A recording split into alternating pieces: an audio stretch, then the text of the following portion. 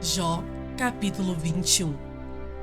Respondeu, porém, Jó: ouvi atentamente as minhas razões, e já isso me será a vossa consolação. Tolerai-me, e eu falarei, e, havendo eu falado, podereis zombar. Acaso é do homem que eu me queixo? Não tenho motivo de me impacientar? Olhai para mim e pasmai, e ponde a mão sobre a boca, porque só de pensar nisso me perturbo, e um calafrio se apodera de toda a minha carne. Como é, pois, que vivem os perversos? Envelhecem e ainda se tornam mais poderosos? Seus filhos se estabelecem na sua presença, e os seus descendentes ante seus olhos. As suas casas têm paz, sem temor, e a vara de Deus não os fustiga. O seu touro gera e não falha, suas novilhas têm a cria e não abortam. Deixam correr suas crianças como a um rebanho, e seus filhos saltam de alegria. Cantam com tamboril e harpa, e alegram-se ao som da flauta. Passam eles os seus dias em prosperidade, e em paz descem à sepultura. E são estes os que disseram a Deus: retira-te de nós. Não desejamos conhecer os teus caminhos. Que é o Todo-Poderoso para que nós o sirvamos? E que nos aproveitará que lhe façamos orações? Vede, porém, que não provém deles a sua prosperidade. Longe de mim o conselho dos perversos. Quantas vezes sucede que se apaga a lâmpada dos perversos? Quantas vezes lhes sobrevém a destruição? Quantas vezes Deus, na sua ira, lhes reparte dores? Quantas vezes são como a palha diante do vento e como a pragana arrebatada pelo remoinho? Deus, dizeis vós, guarda a iniquidade do perverso para seus filhos, mas é a ele que deveria Deus dar o pago, para que o sinta. Seus próprios olhos devem ver a sua ruína, e ele beber do furor do Todo-Poderoso. Porque depois de morto, cortado já o número dos seus meses, que interessa a ele a sua casa? Acaso alguém ensinará ciência a Deus? A ele que julga os que estão nos céus? Um morre em pleno vigor, despreocupado e tranquilo, com seus baldes cheios de leite, e fresca a medula dos seus ossos. Outro, ao contrário, morre na amargura do seu coração, não havendo provado do bem. Juntamente jazem no pó, onde os vermes os cobrem. Vede que conheço os vossos pensamentos, e os injustos desígnios com que me tratais. Por que direis: onde está a casa do príncipe, e onde a tenda em que morava o perverso? Porventura, não tendes interrogado os que viajam, e não considerastes as suas declarações, que o mal é poupado no dia da calamidade, é socorrido no dia do furor? Quem lhe lançará em rosto o seu proceder? Quem lhe dará o pago do que faz? Finalmente, é levado à sepultura, e sobre o seu túmulo se faz vigilância.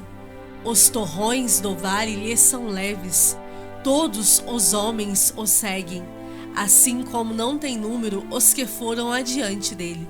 Como, pois, me consolais em vão? Das vossas respostas só resta falsidade. Jó, capítulo 22. Então respondeu Elifaz, o temanita: porventura, será o homem de algum proveito a Deus? Antes, o sábio é só útil a si mesmo.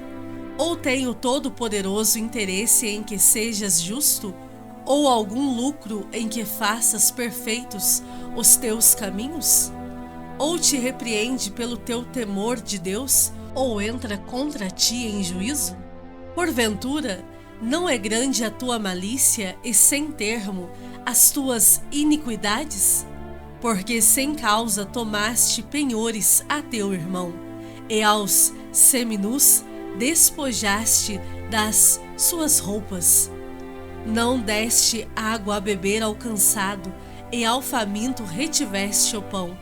Ao braço forte pertencia a terra, e só os homens favorecidos habitavam nela.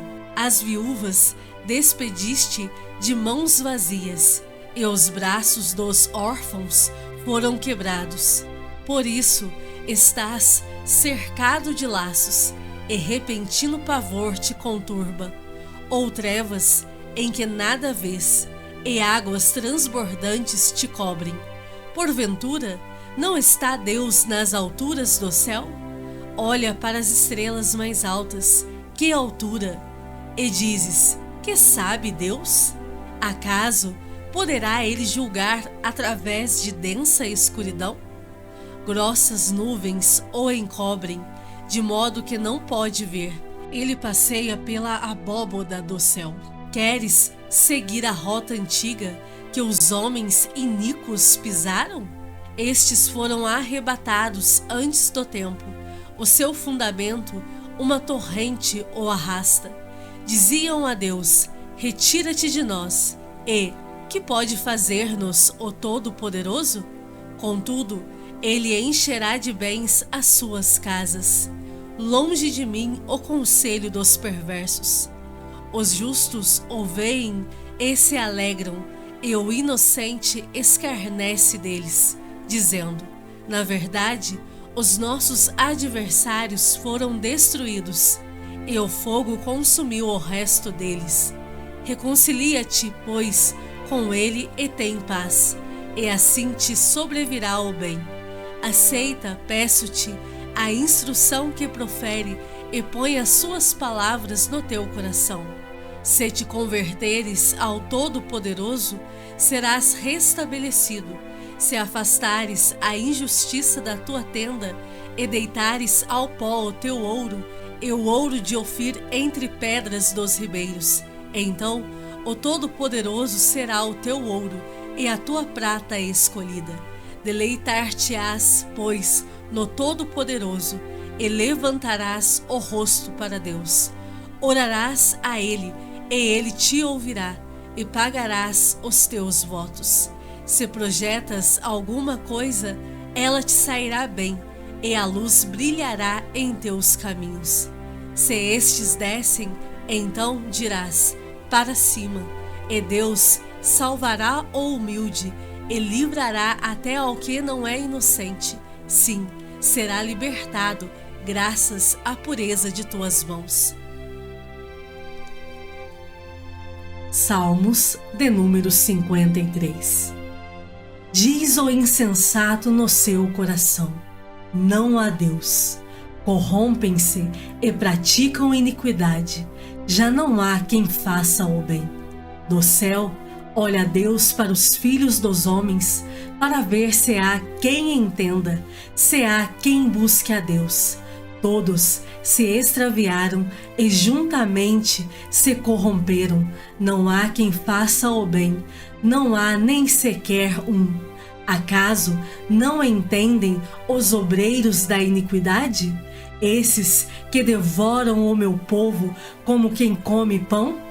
Eles não invocam a Deus, tomam-se de grande pavor, onde não há a quem temer, porque Deus dispersa os ossos daquele que te sitia. Tu os envergonhas, porque Deus os rejeita. Quem me dera que de Sião viesse já o livramento de Israel. Quando Deus restaurar a sorte do seu povo, então exultará Jacó, e Israel se alegrará. Lucas, capítulo 16. Disse Jesus também aos discípulos: havia um homem rico que tinha um administrador, e este lhe foi denunciado como quem estava a defraudar os seus bens. Então mandando-o chamar, lhe disse: que é isto que ouço a teu respeito?